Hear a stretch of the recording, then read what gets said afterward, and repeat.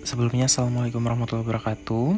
Di sini kami akan mempresentasikan analisis usaha untuk studi kelayakan bisnis pada UMKM Prambono Coco Palm. Sebelumnya, perkenalkan, kami presenter dari kelompok 1 yang beranggotakan yang pertama, Tulus Prasetyo dengan NIM F02200132 dan Windu Ratno dengan NIM F02191144. Yang pertama, yaitu mengenai profil usaha. Prambono Coco Palm merupakan sebuah perusahaan yang didirikan pada Oktober 2021 dan mulai beroperasi pada bulan November 2021. Bapak Prambana selaku pemilik usaha mendirikan usahanya atas inisiatif untuk memanfaatkan secara maksimal nilai guna dari limbah sabut kelapa yang banyak terdapat di sekitar tempat tinggal beliau. Perusahaan ini memiliki tujuan untuk mengurangi melalui pemanfaatan dan pengolahan limbah untuk mendapatkan dampak positif bagi lingkungan dan memberikan manfaat secara ekonomi. Perusahaan ini mengolah sabut kelapa menjadi 2 buah produk turunan, yaitu Coco Fiber dan juga Coco Peat.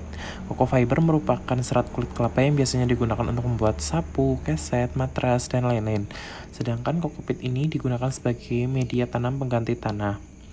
Alasan kami memilih Prambono Coco Palm sebagai mitra kami belajar dalam mata kuliah studi kelayakan bisnis karena perusahaan ini didirikan dan beroperasi dengan mempertimbangkan nilai manfaat perusahaan bagi lingkungan dan warga sekitar perusahaan. Selanjutnya kita akan membahas mengenai analisis manajemen, aspek manajemen dan bisnis. Jadi dalam analisis aspek manajemen dan bisnis ada 4 faktor. Yang pertama yaitu planning atau perencanaan. Dan isinya itu ada yang pertama, pengkonsepsian usaha. Konsep usaha Prambono Coco Palm ditemukan berdasarkan keinginan pemilik usaha untuk mendirikan sebuah usaha ramah lingkungan dengan memanfaatkan potensi di lingkungan sekitar tempat tinggal.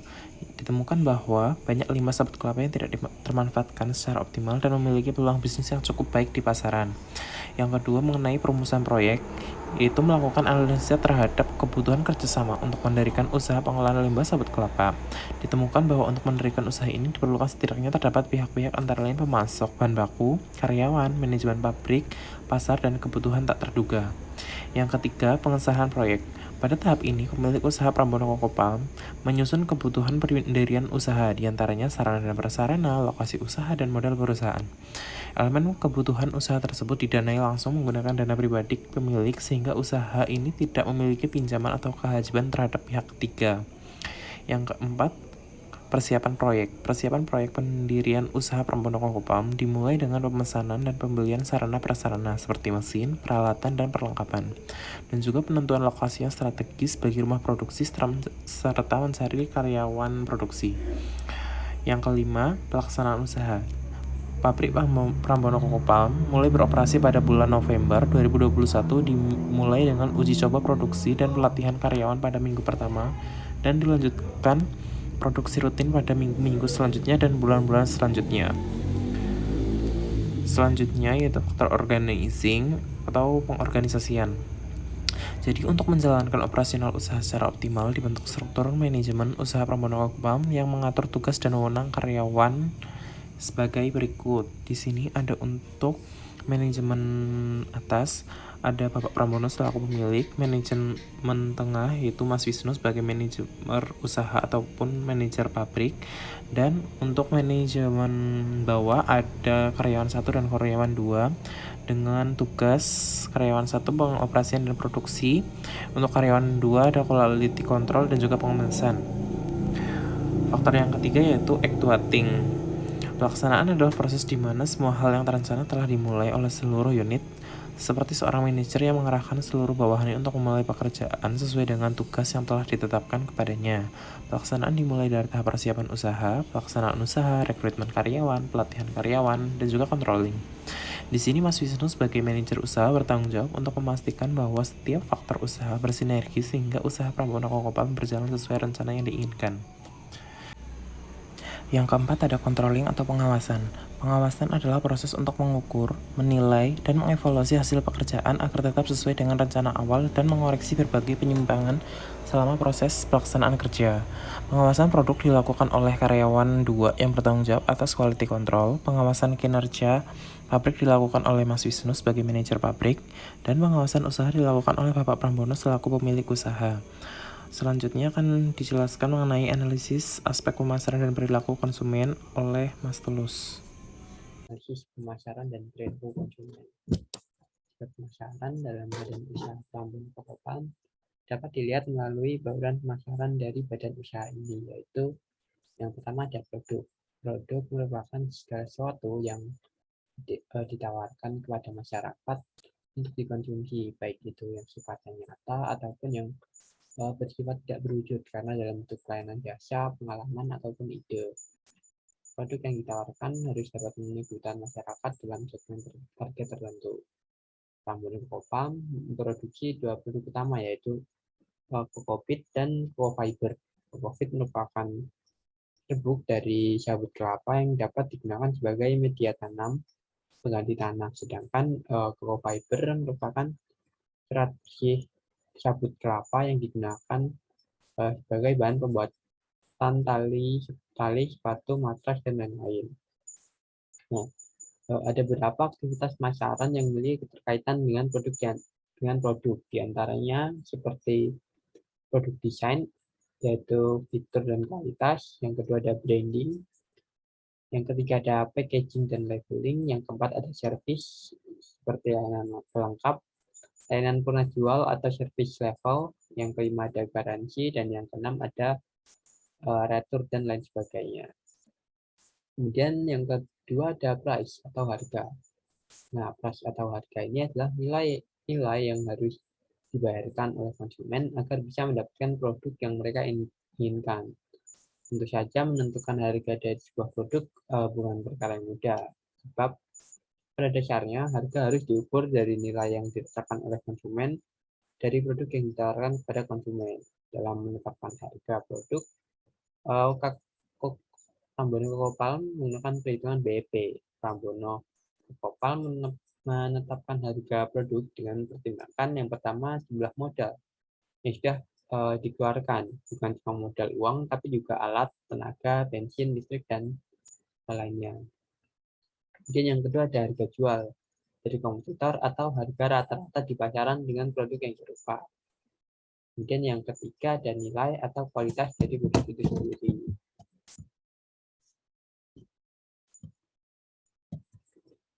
Selanjutnya, dalam analisis pemasaran dan perilaku konsumen, yang ketiga ada promotion atau promosi. Nah, promosi adalah cara yang dilakukan sebuah perusahaan untuk memperkenalkan produknya dengan cara mengkomunikasikannya dengan target. Keputusan mengenai biaya promosi tentunya perlu disesuaikan dengan rancangan produk yang kemudian nantinya akan didistribusikan ke area target pasar. Sementara itu untuk variabelnya meliputi sales promotion, advertising, sales force, public relation, dan direct marketing. Nah, saat ini Prambors Kokopalm fokus pada promosi melalui media sosial Instagram dan Facebook sebagai media penyampaian informasi serta menggunakan e-commerce Shopee dan Tokopedia sebagai media pemasaran. Kemudian yang keempat ada place atau tempat. Seperti diketahui bahwa sebuah produk akan dapat sampai ke tangan konsumen tentunya mengalami proses yang cukup panjang. Salah satunya adalah proses menentukan tempat yang tepat untuk melakukan distribusi produk atau distribution channel. Nah, selanjutnya membuat produk tersebut memiliki tempat yang mudah dijangkau atau target pasar atau target pasarnya yaitu availability dan visibility. Nah, dalam penentuan tempat ada beberapa kegiatan pemasaran yang memiliki keterkaitan dengan komponen tempat atau penempatan, yaitu yang pertama ada distribution strategi yang terbagi atas intensive distribution, selective distribution, dan exclusive distribution. Kemudian yang kedua ada market coverage atau area coverage. Yang ketiga ada inventory atau stock management. Yang keempat ada transportasi, logistik, dan warehousing. Kemudian yang kelima ada channel management dan lain sebagainya. Saat ini Prambors Kokopalm memiliki satu lokasi rumah produksi atau pabrik dengan berbagai fasilitas sederhana termasuk pergudangan yang terletak di Dusun Ngepet, Kelurahan Srigading, Sanden, Bantul, Daerah Istimewa Yogyakarta. Kemudian yang keempat ada aspek sumber daya manusia. Saat ini UKM Prambors Kokopalm memiliki 4 pegawai Yang pertama ada Bapak Prambono selaku pemilik UKM. Kemudian yang kedua ada Mas Wisnu terkait manajer pabrik. Yang ketiga ada Pak Aris terkait sebagai staf produksi dan Pak Bandi sebagai staf produksi juga. Nah, rekrutmen karyawan yang dilakukan oleh kami lokal disesuaikan dengan kondisi ketersediaan tenaga kerja di sekitar pabrik. Nah, mereka mendapat pekerja namun belum memiliki keahlian di bagian produksi dan pengolahan bambu kelapa. Sehingga UKM ini melakukan pelatihan bagi karyawannya dan pelatihan ini berjalan baik sehingga karyawan yang dimiliki UKM Tambun Lokal merupakan karyawan terlatih. Nah, pembagian tanggung jawab terhadap karyawan diberikan secara jelas. Staf produksi bertanggung atas produksi hingga pengemasan produk, manajer produk bertanggung jawab atas efisiensi kegiatan pabrik, dan pemilik memiliki tanggung jawab melakukan pemasaran dan penilaian kerja pada staf produksi dan manajer. Tanggung jawab yang diterima oleh karyawan berkaitan erat dengan besaran gaji yang akan diberikan oleh UKM Pramuno Kokopam. Kemudian gaji pada karyawan UKM Pramuno Kokopam disesuaikan dengan UMR Kabupaten Bantul dan dalam kondisi tertentu disesuaikan dengan jumlah produksi barang. Nah, berdasarkan pembagian tanggung jawab dan pendefinisian pekerjaan serta pemberian gaji, dapat dikatakan bahwa UKM ini cukup baik dalam mengelola SDM yang dimiliki dengan sumber daya manusia yang ada. UKM ini mampu beroperasi secara optimal. Kita akan bahas tentang aspek operasional. Nah, Prambono Kokopam telah menerapkan aspek dasar manajemen operasional. Oke, yang pertama ada rantai pasokan atau SCM. Nah, Prambono Kokopam menjalin kerjasama dengan dua pihak penyedia bahan baku sabut kelapa serta satu pihak membeli produk sebagai pengepul kokopit dan kokofiber. Rantai pasokan ini dijalankan dengan baik dari mulai proses pengangkutan bahan baku, pengolahan bahan baku hingga pemasaran produk. Mungkin yang kedua yaitu ada tata letak atau layout. Nah, penempatan sarana dan prasarana di rumah produksi ditata dengan baik untuk memaksimalkan fungsi ruang dan mendapatkan efisiensi gerak dalam pabrik. Penataan yang baik ini juga dilakukan untuk menghindari ketidaknyamanan gerak saat proses produksi.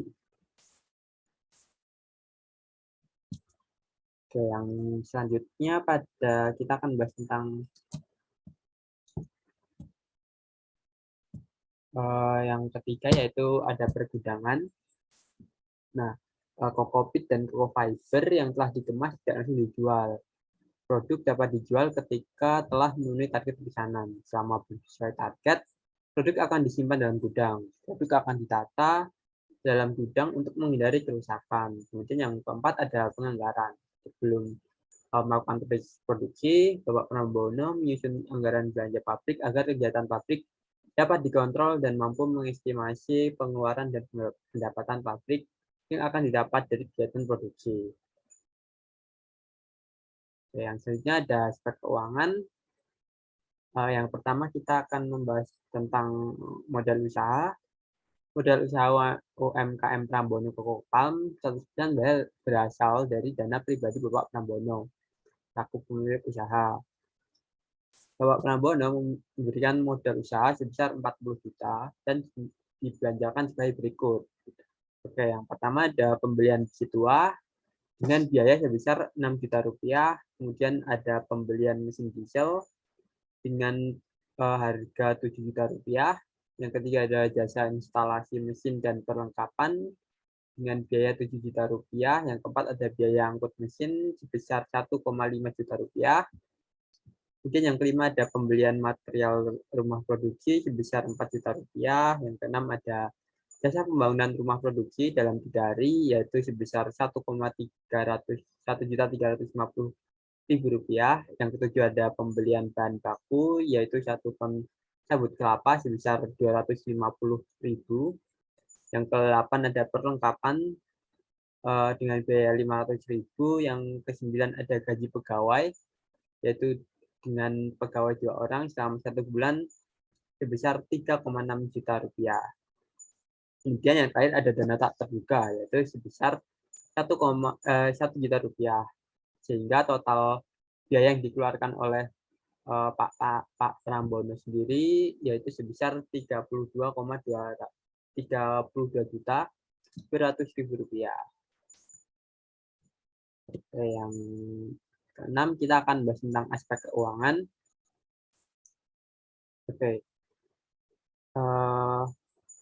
Yang pertama kita akan bahas tentang laporan keuangan.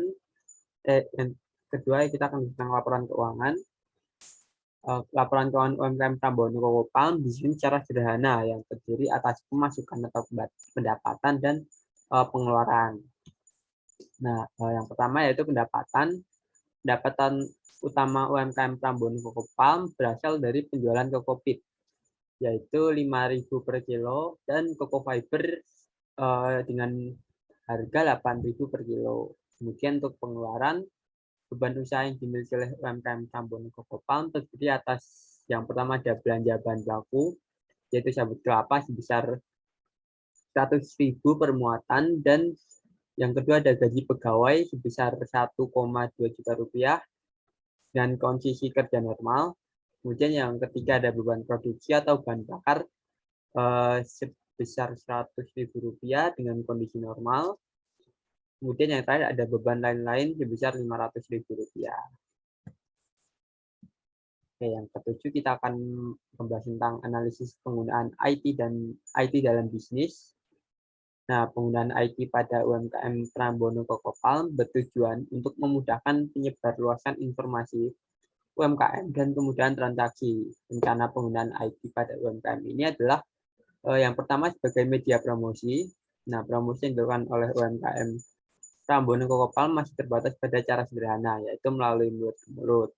Karena jumlah produksi yang masih terbatas sehingga hanya mampu memenuhi satu konsumen dan belum mampu menjangkau pasar yang lebih luas. Jika produksi UMKM sudah mampu melebihi pesanan, akan digunakan media sosial Instagram dan Facebook sebagai platform penyebaran media informasi oleh UMKM. Yang kedua ada media pemasaran. Nah, dibutuhkan sebuah platform yang menghubungkan antara UMKM Prambono Coco Palm dengan konsumen yang banyak dan luas. Oleh karena itu, UMKM ini akan segera membuka toko online mereka di dua platform, yaitu Tokopedia dan Shopee. Dalam analisis penggunaan IT dalam bisnis, yang ketiga yaitu ada media transaksi. Nah, selain membuka toko online, UMKM Prambono Coco Palm juga membuka toko offline mereka. Untuk memudahkan transaksi, UMKM ini menerima pembayaran dalam bentuk tunai dan non-tunai menggunakan dompet digital yang difasilitasi menggunakan KRIS. Rencana pemanfaatan IT pada UMKM Prambono Coco Palm masih terbatas atas 3 bidang tersebut. Namun, tidak menutup kemungkinan UMKM ini akan terus mengikuti dan memanfaatkan teknologi informasi untuk membesarkan bisnisnya. Yang ke-8 ada analisis industri dan persaingan. Nah, analisis industri. Yang pertama kita akan bahas tentang analisis industri. Industri kecil yang dijalankan oleh UMKM Prambono Coco Palm bertujuan untuk mengurangi limbah sabut kelapa yang ada. Dari tujuan ini dicapai beberapa hal, yaitu menurunnya jumlah limbah sabut kelapa, terciptanya lapangan kerja, dan pemanfaatan hasil industri sebagai pupuk alami pertanian. Industri ini memiliki prospek yang cukup bagus karena permintaan produk dari dalam dan luar negeri yang terus meningkat. Nah, yang kedua yaitu ada analisis persaingan. UMKM Prambono Coco Palm memiliki 2 produk yang dijual, yaitu Coco Fiber dan Cocopit. Masing-masing produk memiliki pesaing sendiri. Untuk produk Coco Fiber sejauh ini masih belum terkendala oleh pesaing karena kebutuhan pasar untuk Coco Fiber yang masih belum terpenuhi, sehingga kehadiran pesaing atau produsen baru tidak menjadi ancaman bagi UMKM. Sedangkan untuk produk Cocopit sendiri memiliki banyak pesaing selain dari produk serupa juga dengan produk substitusinya, yaitu produk yang berkaitan dengan pupuk tanaman. Selanjutnya, analisis lingkungan internal dan juga eksternal. Yang pertama ada strength atau kekuatan. Bahan baku berupa sabut kelapa tersedia banyak di sekitar lokasi industri karena daerah tersebut merupakan daerah pesisir dan harga dari sabut kelapa tergolong murah. Sabut kelapa diolah menjadi kokopit dan juga koko fiber, di mana kokopit banyak digunakan sebagai pupuk atau media pengganti tanaman yang baik karena bersifat organik. Dan koko fiber dimanfaatkan sebagai bahan baku untuk membuat matras, keset, sapu, dan lain-lain. Yang kedua ada weakness atau kelemahan. UMKM Pramono Coco Palm masih berskala kecil sehingga belum mampu memproduksi hingga memenuhi target pesanan karena mesin produksi serta tenaga kerjanya yang masih terbatas. Produk dari UMKM ini harus dikeringkan dengan kadar air tertentu agar memiliki daya simpan yang lama. Namun pengeringannya dilakukan masih menggunakan bantuan panas matahari atau secara konvensional sehingga pada masa tertentu produksi sangat tergantung cuaca. Yang ketiga, opportunity atau peluang. Saat ini UMKM Pramono Coco Palm menjual produk coco fiber kepada pengusaha lain yang lebih besar sehingga UMKM ini sudah memiliki pasarnya sendiri untuk produk coco fiber. Sedangkan untuk produk kokopit, UMKM ini masih menahan sebagian produk untuk dijual karena sedang dalam tahapan penelitian dan pengembangan produk untuk menjadi pupuk organik. Yang terakhir atau yang keempat ada threat atau ancaman. Pada dasarnya ancaman yang dialami oleh UMKM Pramono Coco Palm adalah target pasar untuk produk kokopit karena target pasarnya merupakan para petani, sedangkan sebagian petani cenderung memilih produk anorganik karena produk pupuk organik dianggap tidak memberikan hasil secepat dan sebagus dari hasil pupuk anorganik.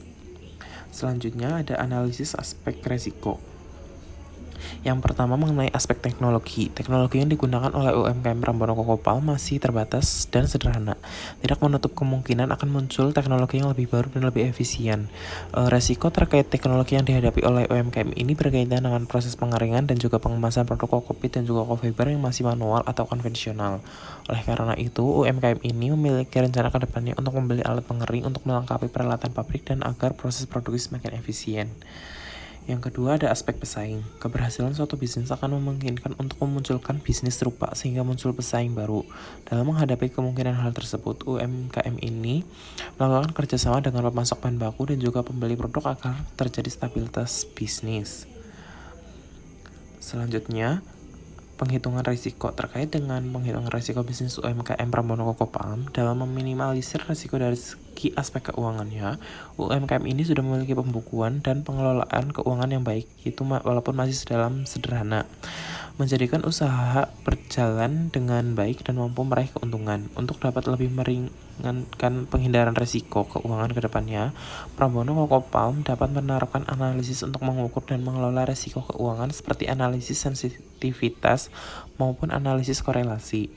Yang ketiga, aspek risiko permintaan. Karena keterbatasan kuantitas produksi mesin, UMKM ini belum mampu memenuhi permintaan dari pembeli. Oleh karena itu, menambah jumlah mesin produksi merupakan salah satu rencana jangka menengah dari UMKM ini. Selanjutnya, kita sampai pada kesimpulan. Berdasarkan pengujian kelayakan bisnis yang telah dilakukan terhadap UMKM Pramono Coco Palm melalui berbagai aspek, maka dapat disimpulkan bahwa Pramono Coco Palm merupakan salah satu bentuk usaha mandiri yang bergerak dalam bidang produksi dan penjualan barang berupa kokopit sebagai media tanam pengganti tanah dan juga coco fiber atau sabut kelapa, bahan baku tali, sapu, dan lain-lain yang membidik calon konsumennya merupakan pengrajin, petani, ataupun pekebun dan juga eksportir dari coco fiber dengan cakupan wilayah pemasaran Pulau Jawa dan sekitarnya. Hasil produksi Pramono Coco Palm merupakan produk ramah lingkungan dengan bahan baku yang melimpah sehingga usaha ini dapat bertahan dengan permintaan pasar yang tinggi. Berdasarkan analisis yang komprehensif dari berbagai aspek yang telah dikaji pada bab sebelumnya, maka dapat diberikan kesimpulan bahwa secara keseluruhan usaha ini dapat dikatakan layak atau feasible. Untuk tahap berikutnya, usaha Pramono Coco Palm ini dapat diterapkan, dikelola, dan dikembangkan sebagaimana mestinya. Dengan demikian, usaha ini dapat digunakan untuk evaluasi sebuah studi kelayakan bisnis. Selanjutnya, usaha Pramono Coco Palm ini dapat direkomendasikan kepada para penyandang dana atau pemilik modal dan dapat cepat, tertarik untuk merealisasikan dan menerapkan dalam dunia bisnis sesungguhnya. Kami yakin usaha Prambono Coco Palm ini akan berhasil dan mampu bertahan dalam jangka waktu panjang. Selain itu, usaha ini juga akan memberikan keuntungan atau profit yang signifikan dan kegiatan wira swasta yang efektif. Hal ini dikarenakan karena saat ini masyarakat sedang berlomba-lomba untuk bersaing dalam berbagai bidang bisnis, terutama untuk menguasai dunia bisnis. Oleh karena itu, penulis yaitu kelompok 1 yakin usaha ini layak atau visible untuk direalisasikan di tengah perkembangan ilmu pengetahuan, teknologi, dunia bisnis, dan era globalisasi seperti sekarang. Demikianlah kesimpulan dan rekomendasi ini dibuat untuk studi kelayakan bisnis. Selanjutnya ada rekomendasi dari kelompok 1. Dilihat berdasarkan analisis sebelumnya bahwa Prambono Coco Palm memiliki prospek yang sangat bagus namun belum mampu memaksimalkan produksinya. Kami kelompok 1 merekomendasikan agar usaha ini menyempurnakan keperluan bisnis khususnya di bidang administratif ataupun perizinan dan standarisasi laporan keuangan sehingga dapat menjadi portofolio untuk mendapatkan akses pinjaman modal ataupun pinjaman uang kepada pihak ketiga yang lebih mudah. Dengan tambahan modal ini diharapkan dapat digunakan untuk memperbesar bisnis dengan cara menambah jumlah aset seperti mesin produksi dan juga mesin pengering, serta menambah jumlah tenaga kerja langsung sehingga produktivitas dapat bertambah dan dapat memenuhi permintaan pasar. Sekian presentasi dari kelompok kami. Apabila ada kurang lebihnya kami mohon maaf. Sekian, terima kasih.